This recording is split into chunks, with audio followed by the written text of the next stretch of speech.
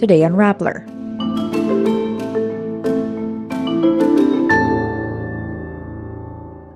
Senator Risa Hontiveros calls out Vice President Sara Duterte's spending of 125 million pesos in 11 days.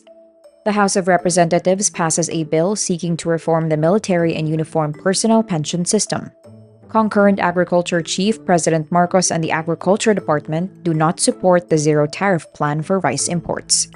The Chief of the Office of Transportation Security responds to a call for his resignation. Kabataan Party List Representative Manuel questions President Marcos's international travel expenses. Olympian Carlo Paalam and Filipino skateboarder Margielyn Didal stunned in the 2023 Asian Games. And Gilas Pilipinas claims its first win in the 2023 Asian Games against Bahrain. Opposition Senator Risa Hontiveros joins those asking Vice President Sara Duterte to explain how her office used up its 125 million pesos in confidential funds in just 11 days. Anong uri na naman ng magic ang ginamit nila para ubusin ang 125 million pesos sa loob lang ng 11 araw? 11 milyong piso kada araw? Hindi nyo pera yan! Hontiveros stresses confidential funds can only be used for surveillance activities of civilian agencies.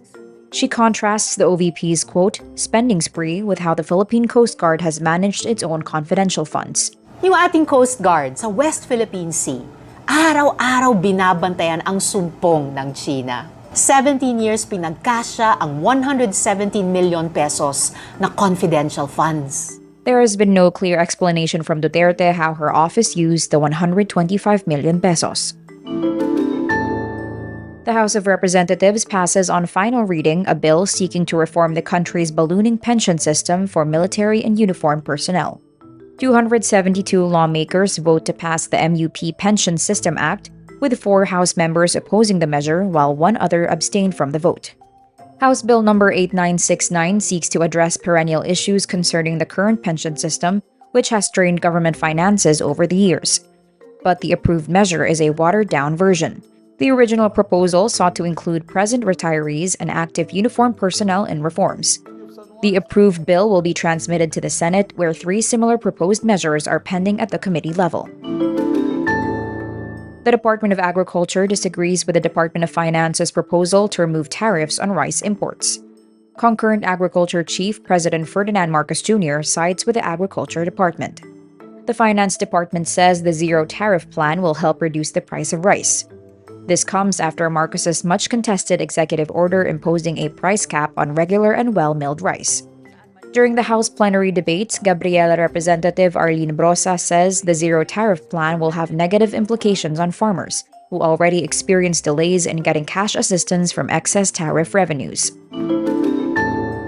Kabataan Representative Manuel questions the travel spending of the jet-setting President Ferdinand Marcos Jr. and seeks the, quote, return on investment for these trips shouldered by Filipino taxpayers.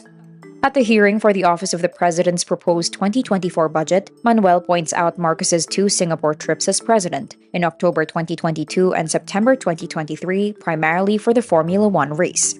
Kaya mas malaki pa ang rate ng pagpasok ng investments sa bansa noong emergency pa ang pandemic kumpara ngayon, Mr. Speaker. This implies hindi naman pag-attract ng FDIs ang pangunahing dahilan bakit biyahe ng biyahe ang Malacanang.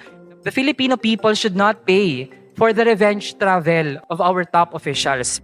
Marcos traveled a lot in his first 6 months of office. In 2022, a year split between the Rodrigo Duterte and Marcos administrations, the Commission on Audit reports the OP spent 1,095% more on travel than in 2021. For 2024, the OP is asking for over 1.4 billion pesos to both travel abroad and host visiting dignitaries. Mau Aplaska, administrator of the Office of Transportation Security, resigns from his post following House Speaker Martin Romualdez's demand that he leave. This after Aplaska earlier said he will not step down despite Romualdez's call. The Speaker's resignation demand comes following a scandal involving a security personnel at the Ninoy Aquino International Airport who was caught on surveillance camera swallowing a wad of $300 worth of bills. In a letter addressed to President Ferdinand Marcos Jr., Aplaska says his resignation is a, quote, noble undertaking for a greater interest. This after Romualdez threatened to derail the OTS's 2024 budget. He adds he has, quote, done nothing wrong and reiterates the OTS's commitment to fulfilling its mandate. Olympic silver medalist Carlo Paalam rolls through the first round of the 19th Asian Games boxing preliminaries at Hangzhou, China. He gets a unanimous decision win over Jordan's Mohamed Abu Jaje on Tuesday, September 26. Paalam is making his 57-kilogram weight class debut in the Asian Games. Meantime, Filipino skateboarding sensation Margielyn Didal qualifies for an Asian Games title defense. She places 6th in the women's street category as Chinese home bets rocket to the lead. Didal will have to hurdle China's home court advantage if she wants to retain her Asian Games gold medal in the final round on Wednesday, September 27 at 10 a.m. Gilas Pilipinas fights a tentative start and cruises to an 89-61 win over Bahrain for a rousing start in the Asian Games at the Hangzhou Olympic Sports Center Gymnasium in China.